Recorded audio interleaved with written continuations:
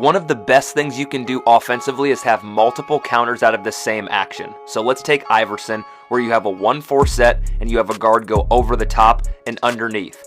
You could start by having them run a normal ball screen where he catches it and you go right into a cleared side ball screen, and then you play out of that.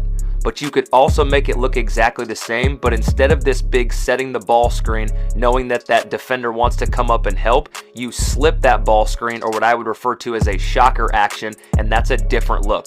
Now you keep the defense worried about what you're gonna run because it looks the same. Another counter, because they're so used to you coming over the top and catching it, that guard will just chase him off defensively, is you can hit the pinch post right here, have him tight curl, and now you're open for a layup or a lob. And one more counter for you is by taking this guy who typically goes underneath, who's just a decoy, and have him come and set this rip screen for that big. Now when you catch it, he comes off and you can throw it into the post. This is the best way to keep the defense guessing.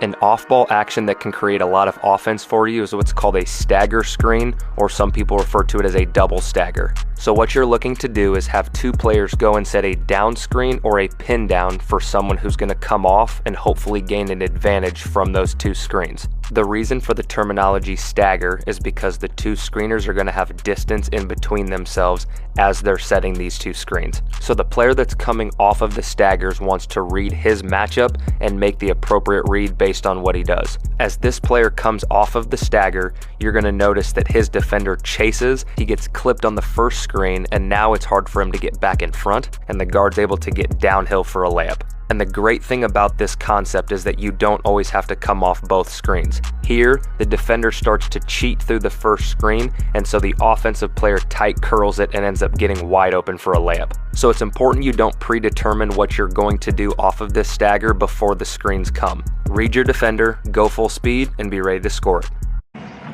Believing in their ability to put it right through the second half of the campaign. Here's Justin Bean knocking down.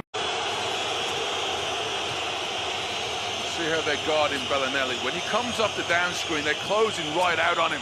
Well, there's no closing out on that. There's Devontae. He hinted at a breakout season when he had 14 perfect points in 18 minutes in round one, went 6 of 6 from the field.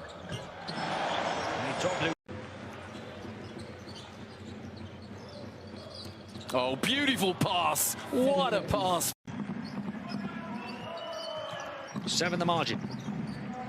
Quick three on the turn for to get us going. Kotsar. My apologies. It's the home side. And they get the first score as well. Yaramas now will trigger the offense for Partizan. Looking to get back on terms or even take a lead. They trail by 2. They bring in Nunnally to the ball. Nunnally lobs upstairs. Caboclo with the reverse slam. 3 turnovers. Olympiacos wasn't too bad in the first quarter. They haven't had a single one here in the second. All forcing Alba into 3. And Luke's.